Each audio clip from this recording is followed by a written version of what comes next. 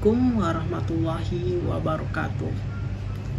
Halo, perkenalkan, nama saya Kevin Dwi Kurnia, mahasiswa Universitas Riau, program studi Teknologi Hasil Pertanian, kelas A, dengan NIM 2306112263. Di sini saya membuat video dengan bertujuan untuk memenuhi nilai praktikum kimia dasar saya, di mana dosen pengampunya yaitu Bu Imelda Yunita STPMP dan asisten labornya yaitu Kak Rindika Agustalisma Putri STP dan Kak Yuni Dwi Cahmawati. Nah, judul percobaan praktikum kimia dasar yang keempat berjudul titrasi asam basa atau volumetri. Jadi sebelum itu kita harus tahu dong apa pengertian dari titrasi. Jadi titrasi merupakan suatu teknik analisis untuk mengetahui konsentrasi larutan asam atau basa. Analisis ini juga disebut dengan analisis volumetri. Kenapa sih disebut analisis volumetri? Karena yang diukur adalah volume larutan asam atau basa yang dipakai dalam proses titrasi. Nah, kita udah tahu nih pengertian dari titrasi. Jadi kita harus tahu juga dong apa saja sih istilah yang harus kita ketahui dalam titrasi itu.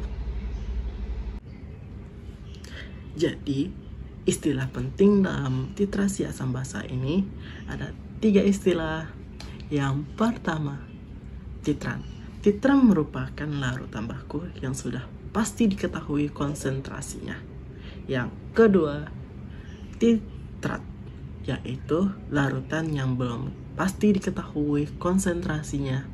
Dan yang ketiga atau yang terakhir yaitu titik ekivalen, di mana kondisi asam atau basa tepat bereaksi, di mana jumlah mol H+ sama dengan jumlah OH-.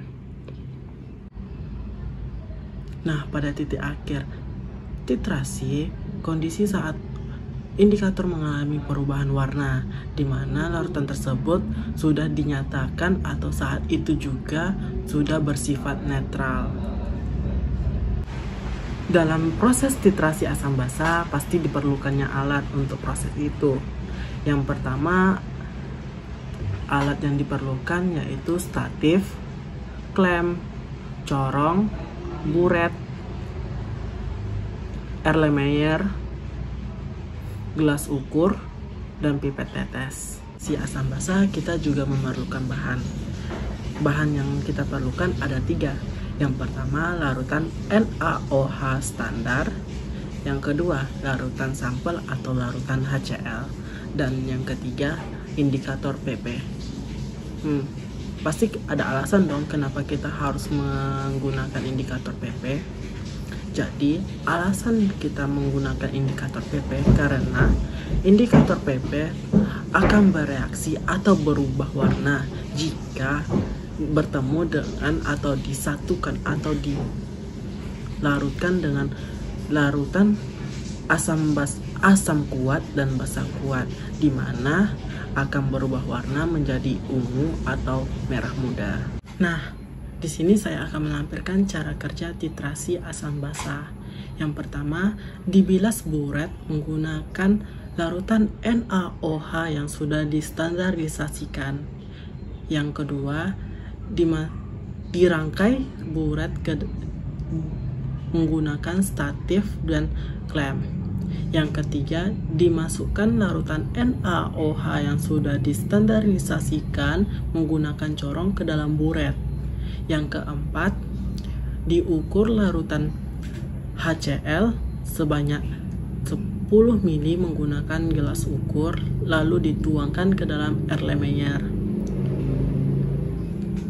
Yang kelima, dimasukkan indikator PP ke dalam Erlenmeyer sebanyak 2 tetes.